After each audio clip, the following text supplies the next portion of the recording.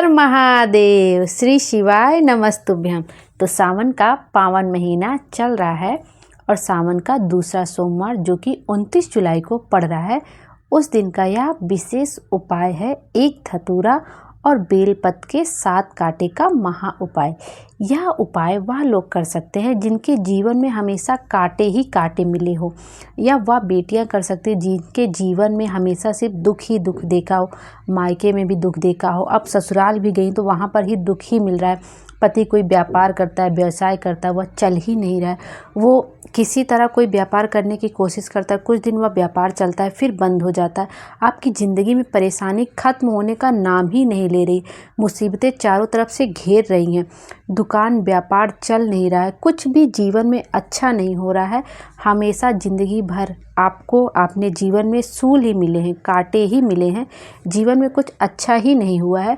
तो आपको ये सावन के दूसरे सोमवार का महा उपाय बिल्कुल भी छोड़ना नहीं चाहिए, जिस दिन भोले बाबा को धतूरा के साथ बेलपत्र के 7 कांटे भगवान शिव जी के शिवलिंग पर समर्पित होते हैं, जिससे वे हमारे ज़िंदगी के जो सूल हैं, जो दुख है, जो तकलीफ़ है, उसको दूर कर देते हैं और ज़िंदगी को खुशियों से भर देते हैं।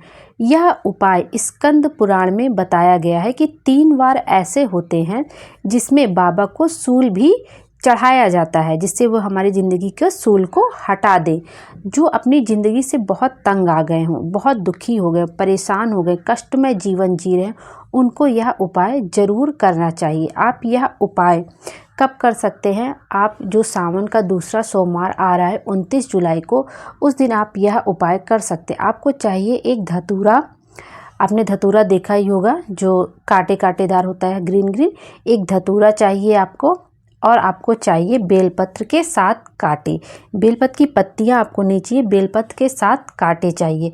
आप देखेंगे बेलपत्र के बीच में कांटे लगे रहते हैं, तो आप छोटे छोटे कांटे निकाल लीजिए। बेलपत्र के 7 कांटे आपको चाहिए। उसको आपको क्या करना है, रात्रि में, यह उपाय आपको दिन में नहीं करना है, शाम को नहीं करना है, आपको यह उपाय रात में करना है।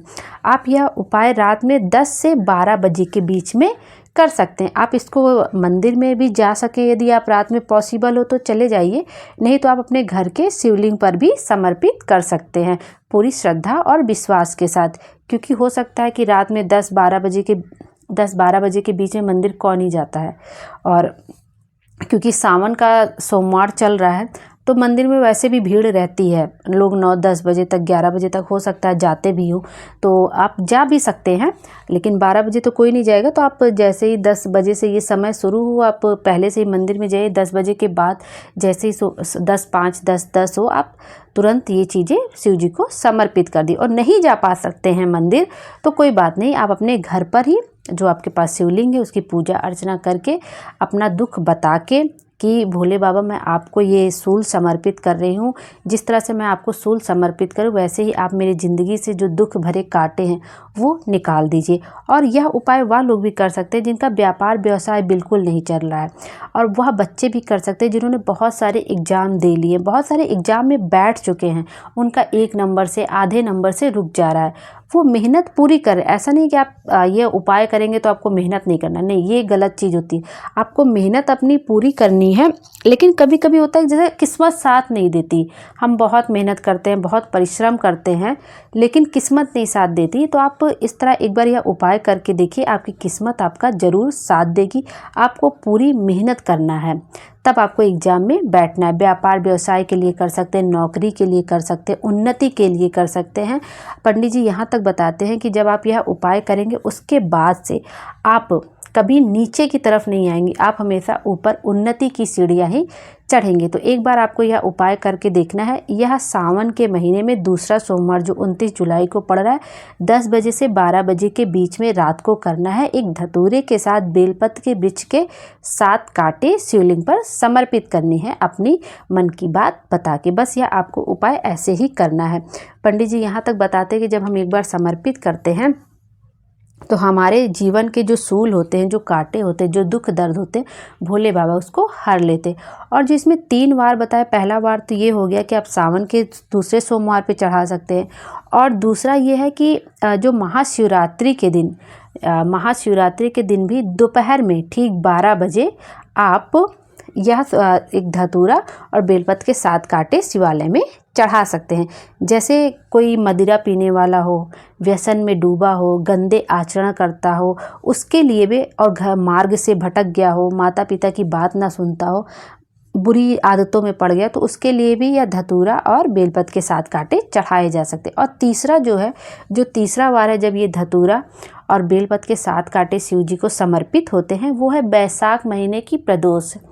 अब तो बैसाख का महीना निकल गया है, लेकिन कभी आपके ध्यान में रहे और आप इस सावन के दूसरे सोमवार में ना कर पाएँ, तो बैसाख महीने की जो प्रदोष आती, चाहे वो जो प्रदोष पड़े, चाहे सोमवार की हो, चाहे शनिवार की हो, चाहे बुधवार की हो, चाहे रविवार, चाहे जो प्रदोष पड़े, आपको प्रदोष काल में जब सूरज डूब रहा हो और बस डूबा ही हो, उस समय पर, मतलब जो प्रदोष काल का समय होता है सूरज डूबने के 45 मिनट पहले से और सूरज डूबने के 45 मिनट बाद तक।